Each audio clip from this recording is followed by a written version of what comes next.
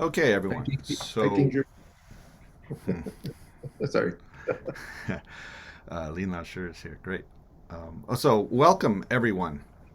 Uh, Good morning, good afternoon if you're in Europe, Wanan in East Asia. Thank you for joining this academic year's first edition of the Global Daoist Studies Forum. The Global Daoist Studies Forum was an initiative that was really spearheaded by Jonathan Pettit and Elena Velusi over during the pandemic. And the idea was then to use this new technology, Zoom, then to share emerging research as it emerges in Taoist studies across the world. So 全球道教研究论坛是一个面对全球开放的学术平台，来自北欧、欧洲、东亚的学者通过这个平台开展学术交流，互通有无。So thank you all for joining wherever you may be. I am David Mosina. I'll be your host this morning, afternoon, or evening, along with Liu Jingyu, who is running the Zoom platform. So our format will be three presentations, all emerging research here from the National University of Singapore, where Ken Dean has been leading a cluster of scholars here, mapping then temple networks across Southeast Asia. So we're fascinated then to learn more about this project. Our format will be presentations first, and then a question and answer. So I'll introduce each speaker right before they speak. Our first speaker will be Kenneth Dean, who many of you know.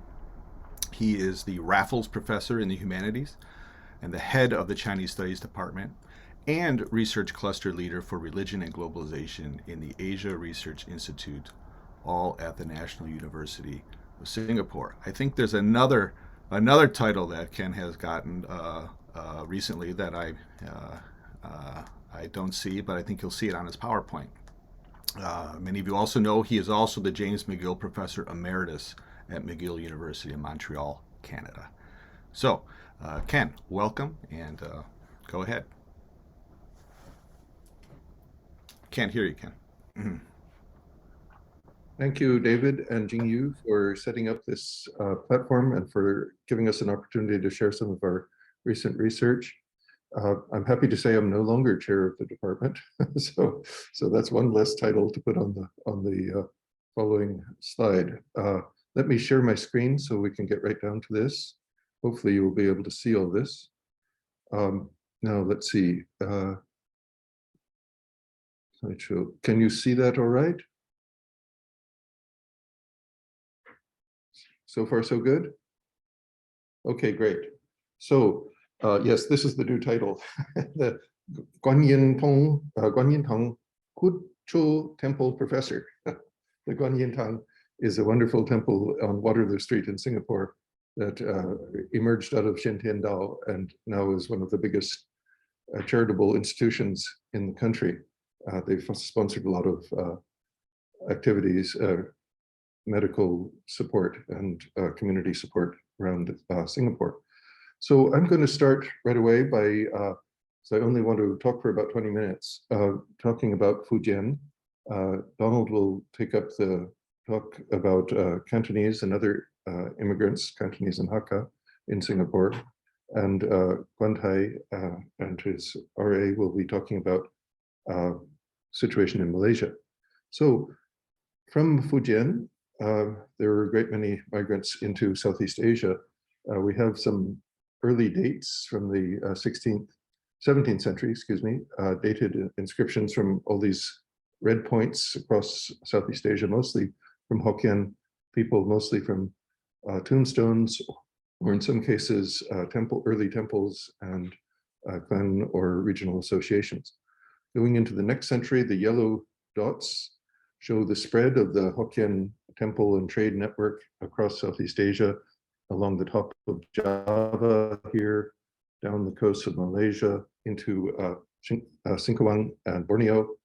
Moving into the next century, we get a huge explosion of points in purple here.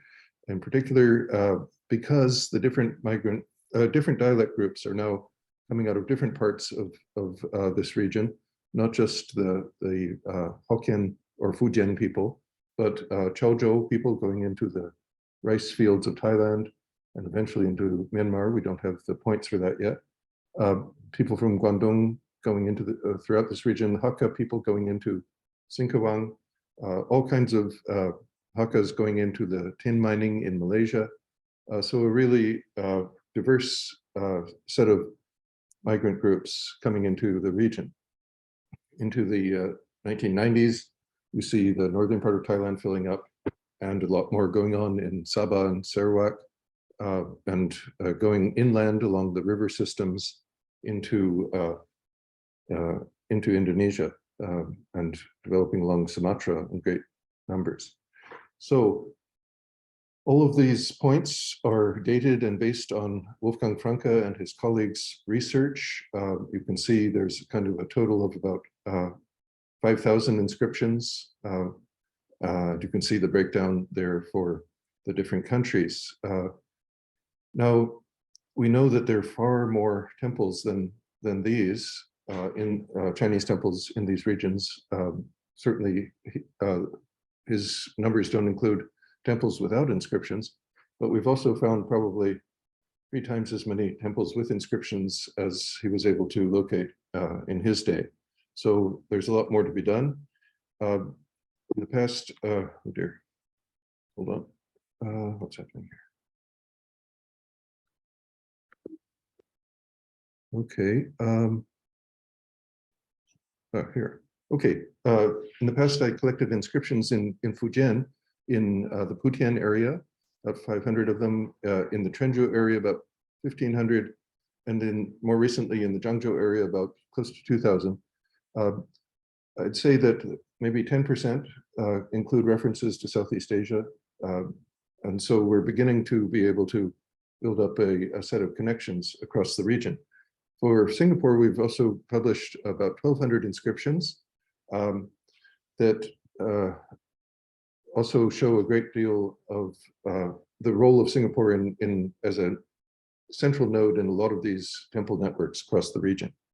And I'll leave this here, and hopefully we can share these slides with you all later if you're interested. These are some publications that deal with some of this material, and again, we won't have time to go into it, but some of it is open access, a lot of it is available through libraries. And just to bring your attention to this one, which talks about our platform for studying the Chinese temple networks in Southeast Asia. And then let's see, this one that talks about the Hokkien master and his life in relation to the syncretic religious field of Singapore might be of interest to some of you. Okay, now that religious ecology here is incredibly diverse. We've located over 800 Chinese temples, 600 Christian churches, over 100 mosques, over 30 large Indian temples, and scores and scores of smaller shrines, and about 1,000 spirit medium altars in individual apartments in the housing development blocks in which about 80% of Singaporeans live. So there's always a push from below to try to move your spirit medium altar into a temple. But there's also a push from above to reduce the numbers of temples, because most of these religious institutions you see on this map have only a 30-year lease, and then have to renegotiate, repurchase either a new lease or a new piece of land, build a new temple. That's an incredible strain on the system. So many disappear while many new ones arise up from below. And so it's a remarkably diverse and interesting landscape for religious activities. Some of this all clusters in rather interesting places. This is the red light district in Geylang. Some of the best durian available in Singapore can be purchased here. And for those of you who like it. And there's hundreds of temples and associations that have crowded in here along some of the alleys. You can find 10 or 20 because they can get a longer lease, about a 90-year lease in this particular area. we can come back to some of the peculiarities of the distributions if you're interested later on. Now we've been trying to gather the computer inscriptions, put them into a database using Textual Enhancement Initiative, TEI, that allows us to isolate out about 48,000 individual names, about 10,000 organizations, or Shanghao or Chuanhao in these materials. Anyway, I won't go into the details, but we have tried to link some of that to our Singapore biographical database, which treats about 200 famous Singaporeans in relation to about 600 others over time, over about 8 generations we're talking about here in Singapore now. Okay, I'm not going to deal with all that. Anyway, you can get these kinds of fascinating effects where you find people who are in between 1 or 2 temples or between 3 or 4, acting as middlemen between various temple organizations. This is a famous chart from William Skinner's analysis of the Thai Chinese leadership and their engagement simultaneously in multiple associations, in banks, in temples, in schools, in associations. And that kind of dense networking continues to this day. I met one gentleman who's a member of about 40 associations, and from the global to the neighborhood level, and is able to mobilize people at all those levels. This is a map of the main deities in Fujian, all of whom appear in multiple temples in Singapore. So you see the Manzu temples in red, Baosheng Dadi temples in blue, Guangzhou Zunwang in yellow, Anxi Chenghuang, so forth, and Yunxi Ling Taishu. We could do this for many, many more deities from the different dialect groups too.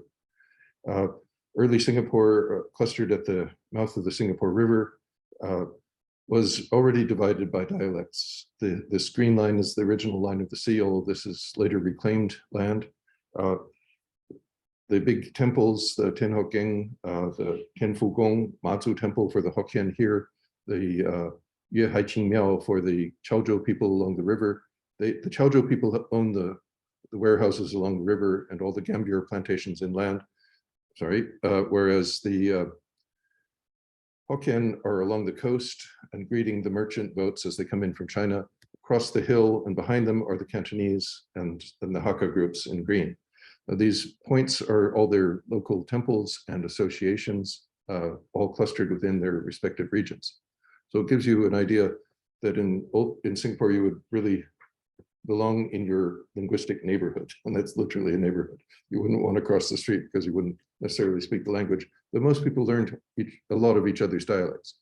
Currently, the Hokkiens are the largest group here, followed by the Diuzhou or the Chaozhou people, Cantonese close third. We have all these surveys that are done here, and it might be interesting for you to see that the Daoist number fairly respectably in here, but these charts really give you a kind of a skewed picture because many Chinese have a hard time deciding whether they should self-identify as Buddhist or Taoist because everybody is Bai Pu Sa and nobody's quite sure how to separate that out. Nonetheless, there's been interesting dips and rises in some of these groups. We have the latest data now for 2020, and these continue to stay around the same level. The only group that's rising fairly quickly now are the atheists, but they're still only 20% of the overall population, meaning 80% of Singaporeans identify themselves with a religious affiliation of one kind or another. And some are related to the minority groups, the Malays and the Indians in the area. Others can be connected to Christianity as a kind of conversion to modernity, a kind of a very interesting effect on certain elites in the region. Okay, here we have a kind of breakdown of the temple structures here, and there are multiple varieties. We have about 350 popular religious or Taoist, united temples I'll get to in a moment, a number of Buddhist organizations, a number of sectarian religious groups, and as I mentioned, the spirit mediums in private apartments, a lot of native place associations and surname groups. This is a map showing you the locations in yellow of the early villages of Singapore, about 200 villages, each with a cemetery in purple nearby. They were gradually eliminated by the spread of the housing development blocks, which you start to see coming in behind them there and pretty much taking them over by the end of the 90s. There are no more villages left. A lot of those village temples, here you see a village being torn down while a housing development block is being built in the background. That was a scene all through the 80s and 90s across the island. A lot of these village temples in red here along this river and road ended up as a single altar in a united temple here. So these are actually 13 different temples within one large temple, united temple structure. Sometimes the temples have to move a lot, as I mentioned, 30-year lease. Here's a Jinman temple that had to move a couple times, and in the end, they couldn't deal with it. They just retired their gods to a retirement home in Jinman and paid a certain amount of money to have the gods worshipped back there. So some of the temples disappear or make other arrangements within their broader networks. Turning to the Daoist traditions here, here's Master Chen, who was the descendant of Tan Gao Tai, and he passed away recently. His Hunyuan Daotang is the main Hokkien Daotang, Fujian Daotang here, but as you see, there's several others from the Fujian area.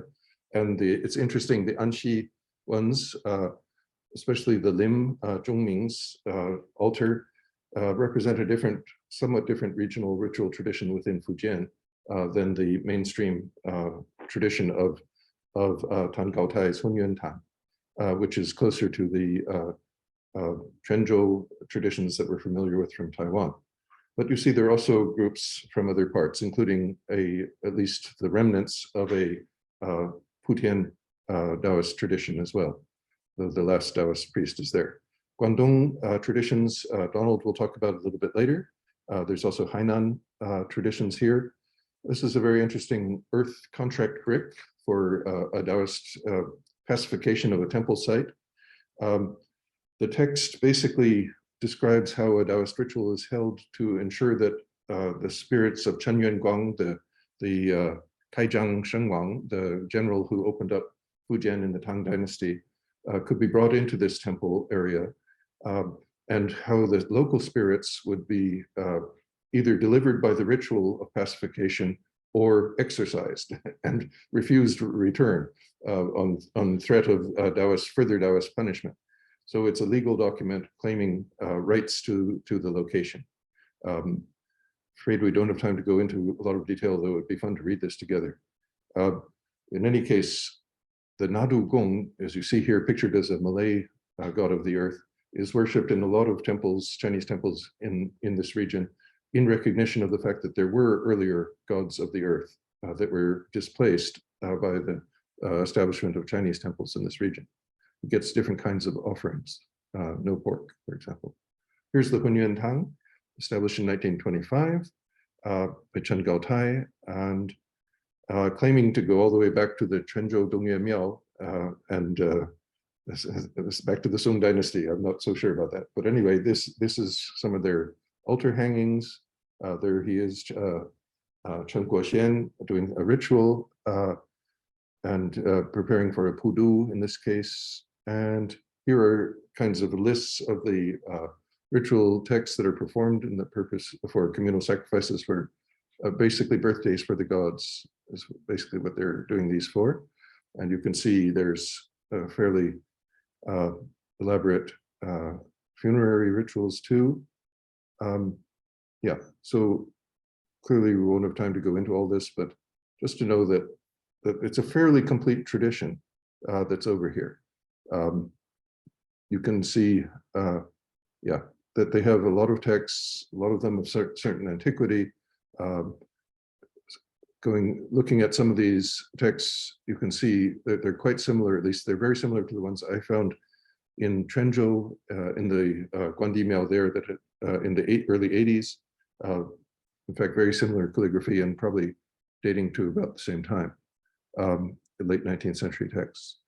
So, yeah, so here you see Hunyuan Tang and Xiao Pudu, right?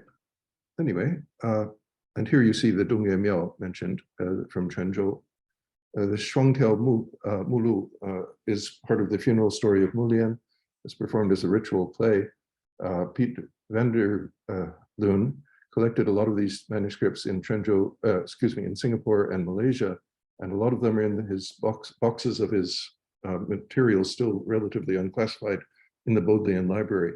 For those of you who are interested, I've got a catalog of that material. He almost completed a version of the plays for the underworld. It seems to have done a redacted version of several of these manuscripts, but never published it. They have all kinds of documents for use in rituals. Here they are sending off a boat. And here is the more spectacular Cantonese hell-breaking ritual, which maybe Donald will mention in his talk briefly. Okay, so in conclusion, these regional studies of Daoist ritual traditions are essential because we need to look more broadly in the diaspora, Chinese diaspora in Southeast Asia, at the relationships between Daoist ritual and the overall ritual field. Circulation of Daoist civilizational techniques is not restricted to the borders of China. These methods have spread to Southeast Asia, where local circumstances have provoked innovative reactions and had a big impact back on the home regions.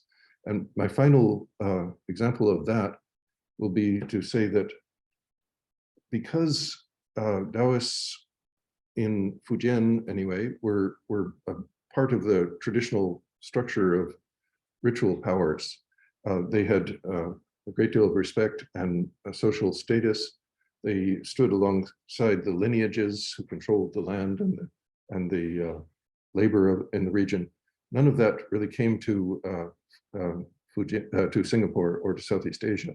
There are no lineages here. The Daoists have to work with the temples and the merchants who run those temples. They have to work with individuals who call upon them for their ritual needs. All of that opens up a much bigger space for spirit mediums. And spirit mediums play an enormously important role in migration, religious migration. I'm convinced more and more that migration into Southeast Asia is largely built around religious groups or groups dedicated to different cults of local gods and ancestors from back home. I won't have time to get into that here, but it's really interesting to see how the Daoists are almost in a secondary role in relation to the spirit mediums in many of the temples in this region. Although they continue to carry on their traditions, they don't really have the central commanding role that they have back in Fujian in many cases. And we can talk about why that is maybe in the question and answer period. But let me turn over the microphone to Donald next. And thank you very much for your attention. Thank you very much, Ken. That was fascinating. And I think that will definitely help us raise interesting questions for the Q&A. Great. Okay, so our next speaker is Donald Chan. Donald Chan. He is a PhD candidate in the Department of Chinese Studies at the National University of Singapore and a member of this research cluster. Go ahead, Donald. Okay, thank you so much. Let me share my PPT first. Okay, I think it's well shared here. Okay, good evening and also very good morning, all the friends in North America. My name is Donald Chan. My Chinese name is Chen Hongyin. I'm currently a PhD candidate from NUS Department of Chinese Studies. Well, my presentation topic for tonight is the Cantonese Daoist traditions in Singapore. And I'm going to focus on the Nam-Mo Daoist master. So this presentation is designed attention to this group of religious specialists.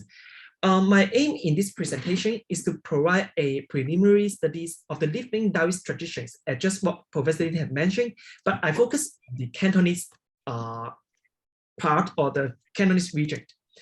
So my presentation is divided into 3 sessions. First, I'm going to introduce my research subject. My research already reached the Cantonese Nam-Mo Daoist master. Second, I will pay attention to the historical development in Singapore. And last, I will introduce the Cantonese death rituals conducted by the Nam-Mo Daoist master. So First, we have to understand that what is Canton in Singapore. This is a picture of the Byzantine Cemetery organization of Singapore. Actually, in Singapore, the Cantonese is not referring to those only speaking Cantonese, but referring to those who are from Guangzhou, Huizhou, and Shaoqing. In particular, the Huizhou, they are Hakka people, not Cantonese people.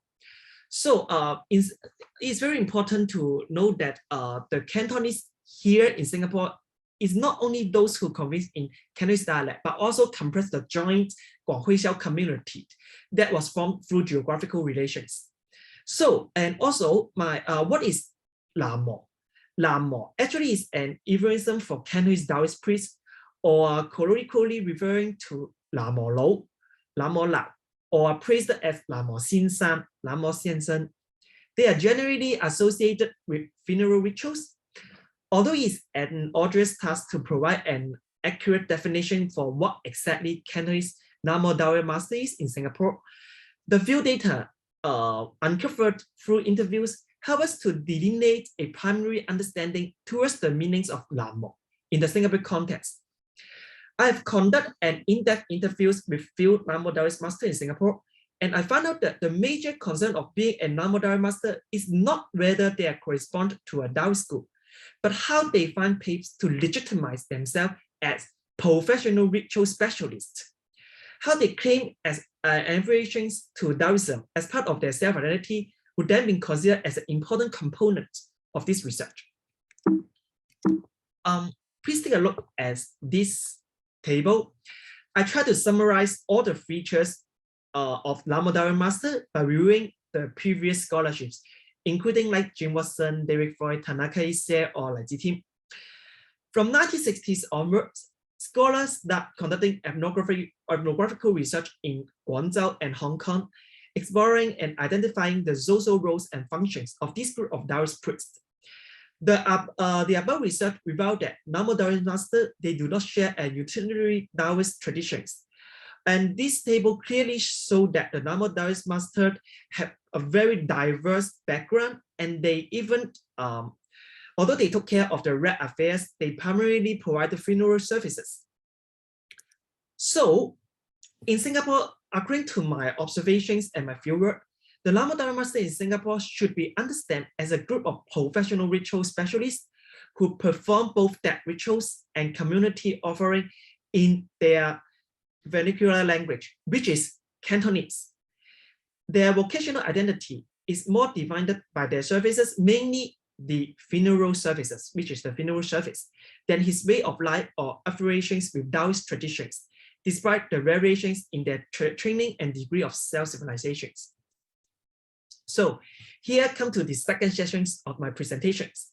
I try to provide a historical study of the Cantonese Lamo Daoist master community by examining their history and the development of their group in Singapore. Through an archival study on the activities and the vicissitudes of their related organizations, it focused on how this group of ritual specialists continues to play a key role in the religious ecology, even as they had adapted to the rapid so-called cultural transformation in Singapore. Before 1970s, the Lamo Daoist has established the Daoyuan, Daoist Hall. We need to pay attention that Professor Dean has just mentioned that in the Hokkien case, those masters, they established the Daotan, but in Cantonese, it's called Daoyun. It was set up to facilitate their work as ritual specialists and provide religious services to the Cantonese community. Each of these Daoyun was given a name he called his shop or home, so that other people could identify him as a professional funeral specialist. It was often a room in a shop house where he and his family lived. It was also a place where he would facilitate his management and administration for other Lamo Daoist masters and also potential clients. The Lamo Daoist master established a Daoyuan can take in apprentices in order to establish their own team of Daoist masters to perform in different funerals. And they also set up an informal network of contacting other Lamo Daoist masters. Here, I collected a lot of advertisement from the commemorative volume of various Cantonese claims associations. From here, we can see that those kind of advertisements show that the names of the Daoyuan, the name of the Namo master, and also the address are written. For example, here it says that Wan Lai Bok Daoyuan is a Daoyuan organized by Namo Lin Zai, and then they even, identified themselves as Namo.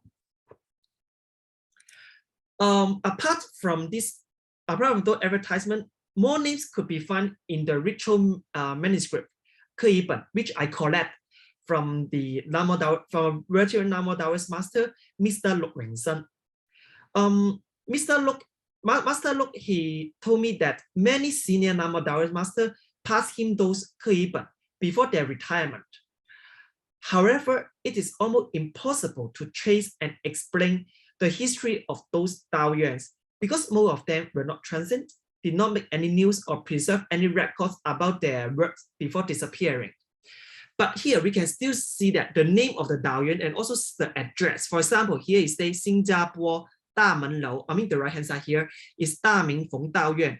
Damen Lou, which means Club Street, now is located in as important street in Singapore, in Chinatown of Singapore. So it's also related to a problem or question is, where were those Daoyuans? How did the Namo Daoist master get contact with their clients? And actually, many of the Daoyuans, they work with the death houses and undertakers in Sago Link. For those who haven't been to Singapore, please take a look at this map. This is Chinatown. Chinatown is one of the commercial area now. And then in Chinatown, we can see a street here. It's called Sago Link. In Chinese, it's called Sa Or Gai, Sa Or Jie. The whole Sago Link, together with the adjacent Chinatown area, it used to be the major enclave for the Cantonese people. It derives its name from the sago manufacturer located in the area in 1840s. From the early 20th century to 1970, Sago Link became a congregation of death houses and undertakers and also Daoyuan. The death houses, or commonly they know as Da Lan Guan, Dai Lan Guan, which literally translated into the house of disaster, were institutions catered for the needs of both the dead and the dying. The older generation still referred to Sago Link as Gai. Mandarin is Jie, which literally translated into dead people's street in Cantonese, an account of the proposed funeral industry there. So, besides the death houses, there are a lot of shops that manufacture coffins in Sago Link. All other paraphernalia related to the death rites, for example, flowers, paper models, were also sold in shops in Sago Link or the nearby Sago Street. The people offering shops were also commonly found there. Sago Link was a highly urbanized area with a highly commercialized funeral industry made up of funeral specialists who were offered with monetary reward for the products and the service provided. The death houses and undertakers were the major institution of the industry as they manage all sorts of services for the funeral. They act as the hub of the funeral industry in Sago Link.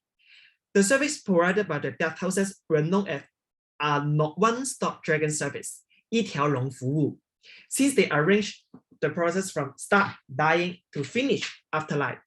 And Namo Daoist masters were a crucial component within this commercial chain. The Daoyuan or even undertaker would serve a particular group of clients with their respective ancestral origins. It was a common practice for the Namo Daoist master to work exclusively for a particular death houses or undertaker in Sago Link. In other words, a death houses or undertaker would engage their own team of Namo Daoist master and even have their own Namo Daoist master. Another Namo Daoist master, Wang Guangming, he told me that he named this phenomenon as the door system, 门口字. Normally, those death houses or undertakers act as a middleman who introduced the Namodari master to the deceased family, and the master with a group of 3 or 5 or 7, including one musician, the Zhao Si, constituted a set of ritual specialists for the bereaved family. When the head of the Daoyuans or death houses faced the insufficient number of Namodari master, they would summon the master from the other Daoyuans to help out. In order to unify all the Namodari master from different Daoyuan and death houses, an organization named Chinatown here, Chinatown. I found this name from a magazine published by the Byzantine Cemetery in 1970s. From this archival record, it can be told that Chinatown was founded in the early 20th century. It was believed that Chinatown was the very first Daoist organization in Singapore, although it's disbanded in the 1980s. However, no other written record about this organization was left. Here, this is the map of the Byzantine Cemetery. Here we can see a place called Lam Ma Han. According to a newsletter from Singapore Daoist Federation in 2008, the Namodari master, Mr. He Yuchen, who Professor Dean have already mentioned his name before, recorded that Chinatown has established a collective grave at Byzantine Cemetery. Byzantine Cemetery actually is the largest Cantonese cemetery we found in Singapore. In fact, in the 4 pavilions of Byzantine Cemetery, there's a grave called Nam Mo Han. This collective grave was believed to be the grave of Chinatown. However, with the independence in 1965, the national ideology of survival and pragmatism was adopted, empowering the state to intervene in many so-called economic aspects of society.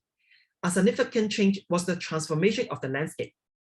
Given that the state controlled the utilization of land, as such, the urban part of development had gradually transformed the landscape of Chinatown since the 1960s. So the redevelopment program was state-driven, shaped the state practices and new purpose of urban modernization. The traditional industry in this area, in Chinatown, have ceased their activities. The funeral undertakers, as well as the Daoyuan, were forced to move out of Chinatown and finally experienced in the late 1980s. The state strategies on urban renewal have in some way actually been damaging and deleterious to the community ties of the Namodari master in Singapore. Therefore, the community spirit among the Namodari master has been eroded. With the decline of those funeral undertakers, the number of Namodari masters had gradually shrunken.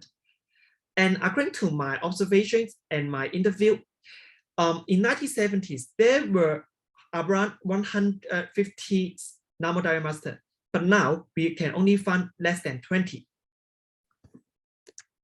So where did the Namodari master go after the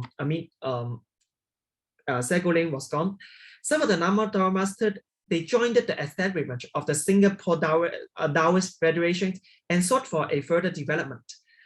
Although, as Professor Dean just mentioned, the Hokkien Daoist priests play a crucial role in the establishment of these federations, the Cantonese Daoist master also contribute to the collaborations.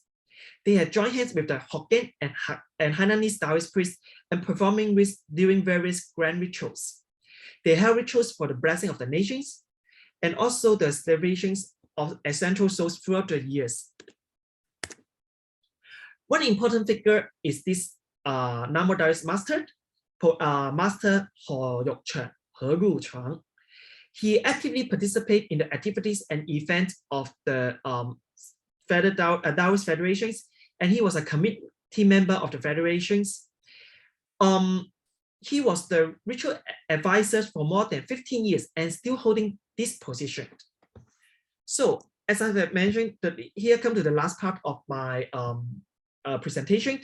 I want to share with you is, since those Namodari masters, their major concern or their major activities is funeral rituals. I want to share some observations with you regarding my research, field research on funeral rituals conducted in the past 3 years. Well, unfortunately, I was only able to attend 9 funerals over the past few years due to the pandemic.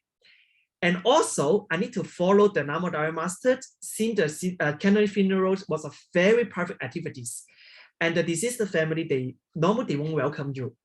But funeral rituals, or named as Da Zai, is the most common and major rituals performed by Namo Daoist Master in Singapore. Funeral rituals still serve to project local Cantonese identity.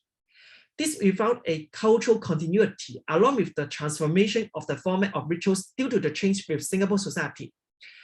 Those funerals are actually at HDB. For those who don't know HDB means a housing development block. The HDB, mainly the public housing area of Singapore. They manifest the activities, intersections, and collisions between the state, society, and even the ancestral spirit. The road deck within the HDB open area are typically used for special purpose, which is the funeral. And I would say that 7 out of the 9 funerals I've attended were held in HDB area. So I try to make a general floor plan for a funeral in HDB, and you can see that actually the yellow here is the altar for the rite. Here is also the altar for the priest, and here is the table for the musician, and the coffin was placed here, and then the family member, they just sit here. Is a huge area.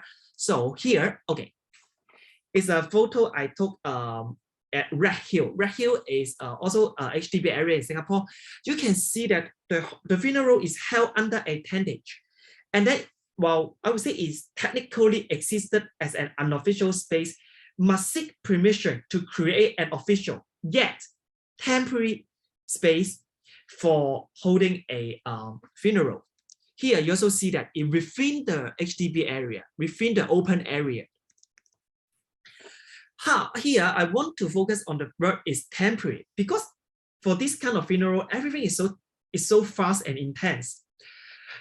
The process of constructing the altar for the funeral is very intense. The Namo Daoist Master, they just came, they construct altars and banner within the tentage, and they also conduct the rituals that establish the area as sacred. And then the scale is crucial here, because the size and the height of this area allowed much grander expressions of the ritual to be performed. So the order established by the Namo Daoist Master, they make use of this limited space by performing their rituals. This allows the altar to temporarily appropriate the sacred atmosphere. The physical structure of the open areas provided abundance for the Namo Daoist Master to conduct their rituals. So you can see actually even the pillars and all those the tarpaulin sheets, they are used temporarily to create this room or this funeral, the altar where the altar and other offerings are placed. And then my ethnographical observation also showed that the death ritual conducted by the Namo Daoist Master is not standardized. It is in fact highly commercialized. It's just like a package. For example, I find that some core rituals they will conduct, like Canton, opening the ceremony, inviting the deities, or the Sangua, skirting the flowers. However, this one is called Wulu Den. Why I put it in core? Because the purpose of the Wulu Den is aimed at guiding the deceased to walk through the hell. It's exactly the same with breaking the hell, Podiyu. But when I ask why people they pick Wulu Den instead of Podiyu, or they pick Podiyu instead, but not picking Wulu Den, it's because of the money. If the deceased family, they want to pay more, then they can have the Podiyu, breaking the hell. But if their budget is limited, then they need to pick Wulu Den. So the decision to hold a larger or a smaller rituals actually is a financial necessity. It is all relied on the generosity of the deceased family. So what I find here is quite similar to what Jim Watson had found in 1950s in Hong Kong. The Namo Daoist Master, actually it's a kind of job, it's an occupation. So everything is commercialized. Here, this one is the potty. Professor Dean also saw a similar photo.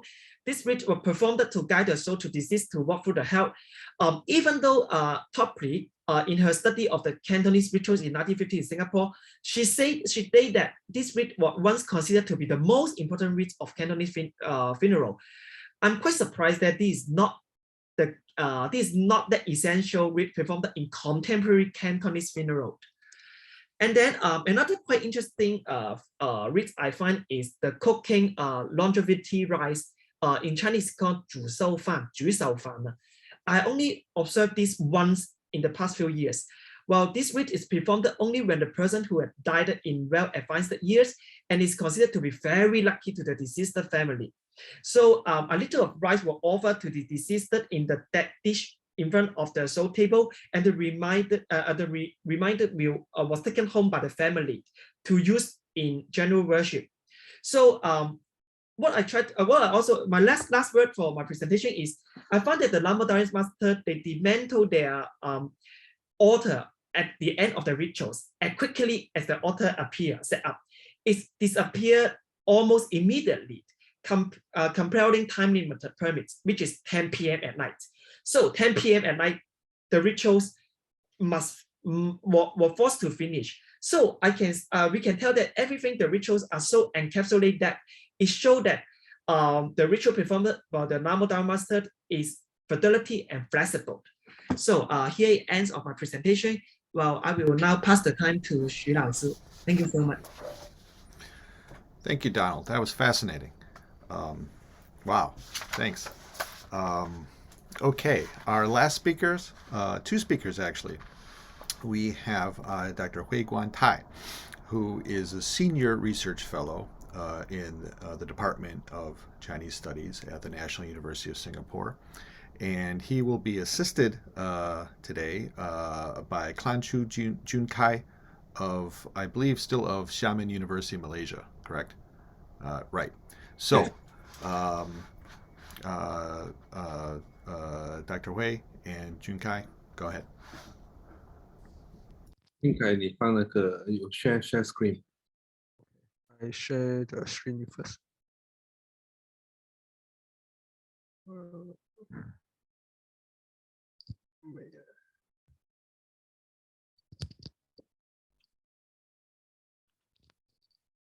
Okay, good morning, David and Jingyu, and all the professor and fellow friends in United States, and good evening here to Professor Dean and all the people, all the fellow research friends here. I'm pleased and many thanks to David and Jingyu inviting me to share our experience here. As for today's topics, Malaysia Chinese temple and Daoist rituals tradition, I would like to introduce and outline our research together with Professor Dean and the new research team in Malaysia, the Center for Research on Southeast Asia Chinese Document in Malaysia. And we conducted some research in Malaysia, and after that I will pass my time to my research fellow Jin Kai to present and elaborate on our details, work data, and parts of our research results. Second page. As the Daoist ritual tradition was mostly held by the Chinese temple in Singapore and Malaysia, then the study should be separated from the research on Chinese temples. Researching the Chinese epigraphy materials and observing the religious practices among the temples are the ways to understand the Taoism and folk belief among the Chinese community across China and Southeast Asia. Regarding the next page, regarding the study of Chinese religions and temples in Southeast Asia, our starting point was in Singapore. Around 2015, NUS has set up the GIS by Professor Dean. We call Singapore Historical Geographical Information System to collect all the historical data and information on the Singapore Chinese temples. As the members of the research team, Professor Dean and myself visited around 1,000 Chinese temples in Singapore, found and collected the data from their epigraphy materials and their religious ceremony rituals to gain better understanding of the Chinese temples religions in Singapore. And we collected the data we collected were then put into the SHGIS platform, which provide convenience for data researchers to study and better understanding the network and religions of Chinese temple in Singapore. In 2019, next page, we expand our research to Malaysia temples with the arrangement of Professor Dean and the Chancellor of Xiamen University in Malaysia. We established the Center for Research on Southeast Asia Chinese Document in Malaysia to provide a research platform and set out the historical geographical information system on Malaysia Chinese temples. Some previous scholars have reached Malaysia Chinese temples and Taoist rituals, but most of them are doing case studies that let you using a micro view to look through the whole situation of Singapore, the Chinese Taoism or folk religions in Malaysia. So we set out the GIS system of Malaysia Chinese study to provide a more comprehensive way to connect the Chinese temple and also the different Taoist temple and associations. Next page.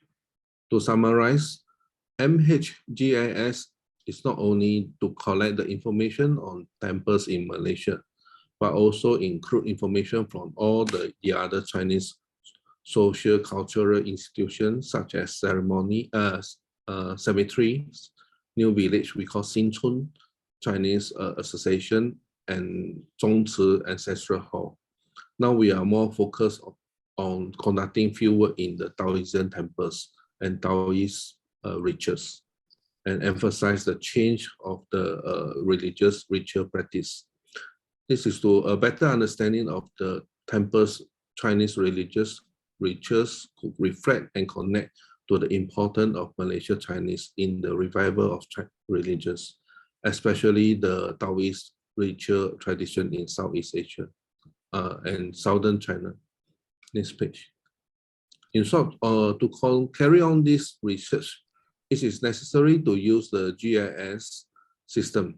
With the help of this system, the researchers can see the cultural distribution and the interaction at different levels in the place and gradually see many new phenomena, such as the different types of folk belief and ritual tradition practiced by the Chinese temple in Malaysia.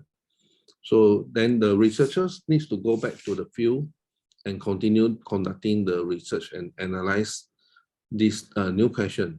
All these new questions will keep the research continue the survey.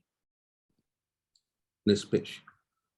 In the year of 2020 to 2022, even though the outbreak of COVID-19, I managed to conduct my research, field research on the Chinese temple in Malaysia, Southern Malaysia, Johor. In this 3 years, I have visited and collected the information data from about 950 Chinese temples in Johor alone. The research purpose is to explore Chinese temple in Johor networks and analyze the distribution and development of religious ritual traditions, including the Taoist rituals. Now, our research team is still ongoing on progress and arranging and analyze the temple data. Currently, the temple's location have been set out through GIS map. A few hundreds of data of Chinese temple has completed enter MHGIS, and more than 2,000 data of epigraphy has been arranged. Later, my research fellow Jing Kai will explain more and elaborate on the result of the data.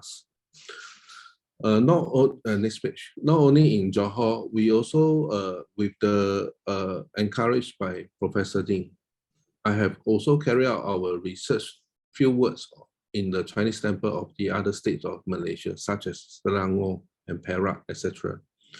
I attended and observed traditional rituals, especially Daoist rituals, and held by most of the Chinese temple. Now I would like to invite my research fellow Jin Kai to outline and elaborate on our research data and results. Thank you. I am Jin Kai. Okay. Firstly, thank you for Dr. Hill for the introduction, and I will continue to present the research work we did in the last few years. Okay.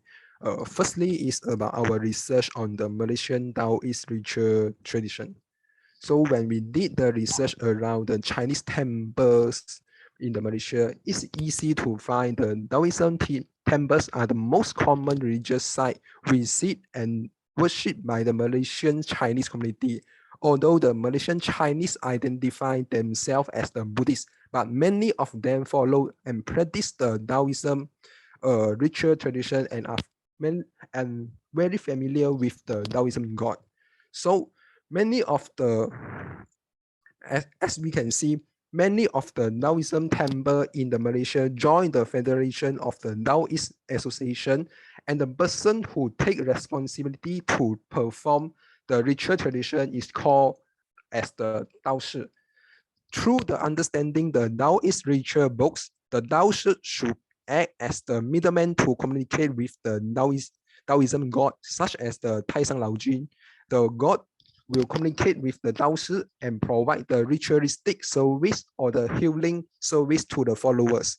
An example for the Cantonese Daoism rituals is the Kamunding Yin Dao Yuan. Yin Dao Yuan is the Chinese religious organization in the Taiping Perak in Malaysia that provide the Cantonese Daoism ritual tradition. In Kamunding Yin Dao Yuan, we may find some of the Daoist ritual books. So in Chinese, we call Dao Jiao Ke Yi Shu. So the Dao Jiao Ke Yi Shu is used by the Daoshi to perform the ritual traditions. As the table show, all the books are written in the 1960, and when the Daoshi are doing the performance, they should be read the rituals through the Cantonese, so it could trace back that the ritual tradition of these religions may come from the Guangdong in China. So the types of this book may be categorized as the Yu Jiao and also the Qing Jiao. The Yu Jiao is the ritual used for the funerals or the dead person, and the Qing Jiao is for the good things such as the God festival. So simple to say, the ritual books are the handbooks for the Daoshi to refer to and follow the step to do the rituals. Okay, so there are some of the example of the content of the Daoist ritual book in the Yin Dao Yuan. And so the Daoshi have to memorize such of the words and speak them out when they're carrying the rituals. So besides the Cantonese type of this book from the Yin Dao Yuan, it also exists some of the Hokkien and Hakka rituals book in other places of the Malaysia. So as we can see, when the Daoshi carry out the Chinese Daoist funeral tradition, it has the different stages of the rituals that have to follow, and such as it has the rituals called the sitting lotus, in Chinese called Zhou Lian Hua, and also the Wang Wu Diao Mei, and also the traveling Yu Shi Dian Ke. Such of the rituals may take a few hours to complete all the funeral tradition for this kind of the religious. So the main purpose of the tradition is to gain the blessing from the gods for the dead person and his or her family. When going to the last stage of this kind of the funeral tradition, it will be called as the 谢师 rituals, which means thank you in English. So the family members will burn down all the items they wish to give to the dead person in the heaven, and then the rituals will be complete. So this is about a case studies with observed in the Chinese Daoist funeral tradition in the Perak, and it is about the Cantonese star of the rituals. So besides that, the research done by the Dr. Hill in Johor show also some of the situations of the Daoism belief in the Malaysia. So as Dr. Hill mentioned above, he has received more than 900 Chinese temple in Johor and around the district. The Johor Bahru, the capital of the Johor, has the largest number of the Chinese temple, which occupies 36.6% or 345 Chinese temple among the Johor Chinese temple. So followed by the Batu Pahat and also the Muar. We also observe that only one temple exists in the Mersing as the Chinese temple, as the district in the Mersing is less of the Chinese population, so the temple will be less. So the next is about the data on the Johor Chinese temples at the establishment year. Now, 22.8% of the data on the establishment year of the temple has been arranged by the research team. So from the arranged data, it could be found that the Johor Chinese temple were built rapidly after the 20th century, and there is still an increasing trend even after in this 21st century. And we saw that most of the earliest Chinese temple in Johor belong to the Daoism temple, such as the Johor Ancient Temple, Rofo Kumiao, a very famous temple in Johor Bahru, and also the Tian Ho Gong Temple in the Kota Tinggi. These two temples found in the year 1816 and also the year 1857, and they worship the Daoism gods such as the Xuantian Shangdi and also the Maju. So both temples are the Daoism temples. This table shows that most of the Johor Chinese temple found in the 20th century, and including some of the famous Daoism temples such as the Lingshi Zhongci, Sun Zhen Gong, and also the one more, the Tian Hong Kiong Temple.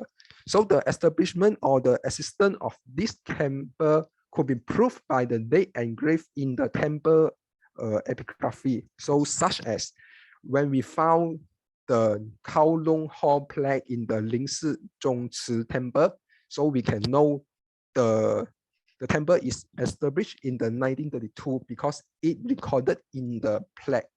Then the Sun Zhen Gong in Kota Tinggi has a plaque engraved the year 1936. Then we can know the temple exists in the year 1936.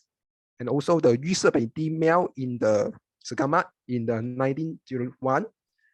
And also the Tian Hong Kong, the shrine, engraved with the date Xing Yu year in the 1921. And also the plaque in the Domiu Gong in the 1919 years show the temple is more than the 100 years. So when we shift back to the data we arranged, we can see after entering the 21st century, the establishment number of the Johor Chinese temple is still in a growing steadily trend. And most of the temples were built in the Johor Bahru. Among 52 of the temples in the 21st century, has 30 of them are from the Johor Bahru. So it can be seen the Johor Bahru Chinese community is increasing the demand for building the Chinese traditional temple, including the Daoist temple in the modern time. Okay, such as the Fushan Gong, Jingying Tang, and also the Nanshan Gong that found in the Johor Bahru in the 21st century. They all are the Daoism temple because they are worship the Daoism god like the Da Bo Ye, Da Ye Bo, also and also the Jingying Zhu Si. Okay, so we can know there are some of the Daoism temple newly found in the Johor Bahru in the recent time. Although the data is small, but even today, we can know the Johor Chinese are still going to build up the traditional Daoism temples and continue worshipping the different types of the Daoism god. This data show the position of the Daoism belief in the Malaysia Chinese region. And last is for the mentality data of the Johor Chinese temple. We have identified the 80% of the Johor Chinese temple with their mentalities, and around 20% left are being processed. So around the temples identified the mentalities, we found most of the temple have only a single mentalities. This means that one temple might have more than one type of the gods to worship, but only one type of the god will be served as the mentalities. So among the Johor Chinese temple we arranged, we find 769 mentalities, and these mentalities can be distinguished into 132 types of the god. For the Tua Pek Guan Yin, the Guan Di, and also the Gautama Buddha, each of them have more than 5% of the Johor Chinese temple worship them as the mentality. And for another 13 types of the gods, 1 to 4.9% of the temples worship each of them as the mentality. And for the larger number of 115 types of the god, only few temples such as 1 to 2 temples worship each of them as the mentality. So this data present the diversity of the religious belief in the Johor Chinese community because they are worship more different types of the god instead of some of the famous god. Okay. Following the above data, the table shows again the Buddhism god is quite less compared to the Taoism as the mentality. So the types of the god which became the mentality in the Johor Chinese temple are more came from the Taoism compared to the Buddhism. And the below table show again the more than around 75% of the temples worship the Taoism god as their mentality, and less than 25% of the temples serve Buddhism as their mentalities. So it could be concluded that the religious belief of the Johor Chinese community are more inclined to the Chinese Taoism compared to the pure Buddhism. Also, among the most prominent mentality in the Johor Chinese temple, and we can see only 2 types of the god came from the Buddhism, and they are the Gautama Buddha and also the Guan Yin. And other type of the most prominent mentality came from the Taoism.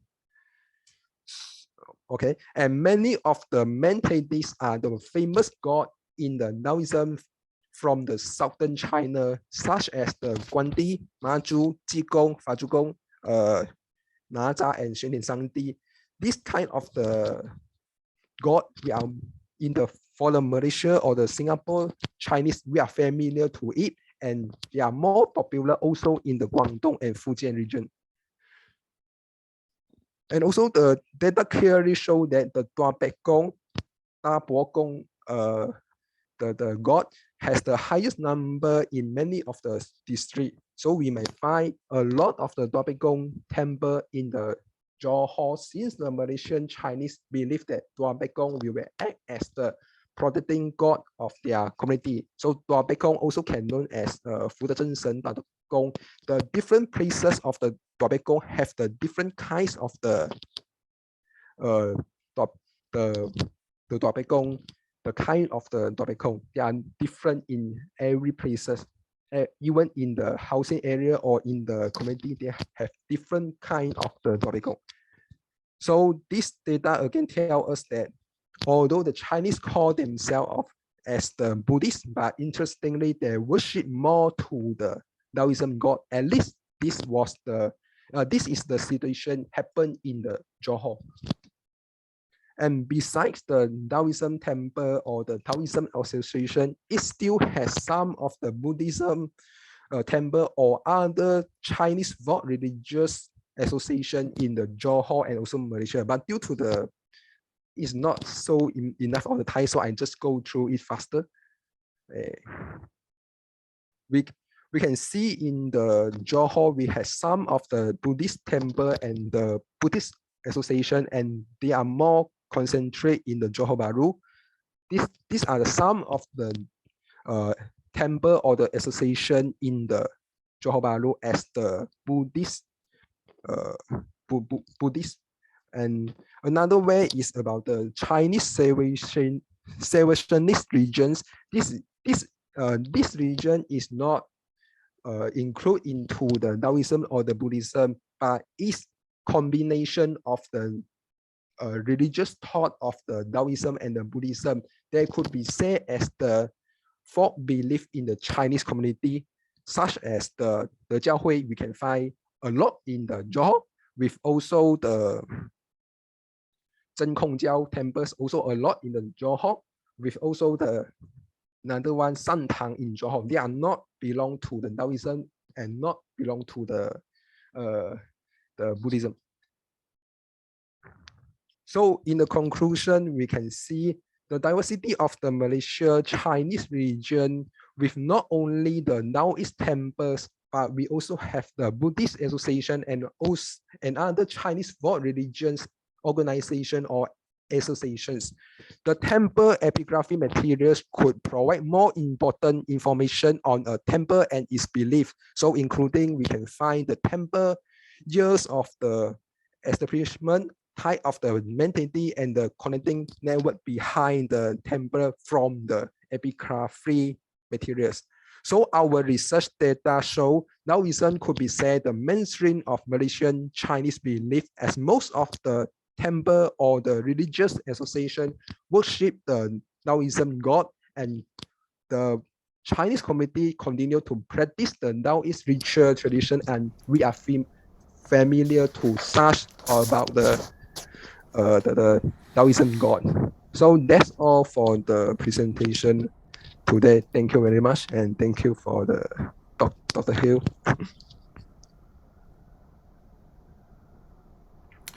Well, thank you, Junkai. Dr. Hui, do you have anything to add? That's it. Thank you very much, David. Okay, thank you very much for this incredibly rich panel of presentations. It's overwhelming, actually. Fantastic. So opening up a whole new vista of research and questions. So now we'll enter the Q&A, or question and answer period. So since we are a fairly manageable group of 50 or so, we can pose questions in two ways. You can use the raise hand function at the bottom of your screen to alert us that you have a question, then you can raise verbally. If you prefer, you can also use the chat box then to type a question, and we'll do our best to go through and collate them. 所以现在我们开始提问题。我们有两种那个提问题的方法。第一种是在平台下方的举手功能，请用这个举手功能，点击功能，我们就知道有问题。第二个方法就是，如果你觉得打字比较方便的话，你可以在 chat box 里面打字提问。谢谢。Okay, so let us begin. I already see Marcus has a question. So Marcus, please let us see you and raise your question.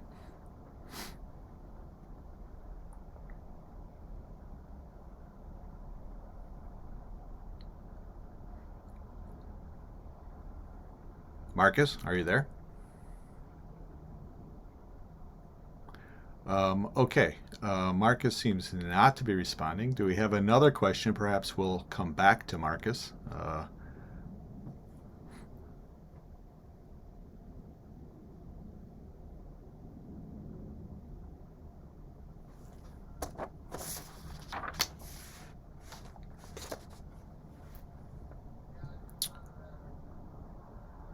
Okay, I'll start then.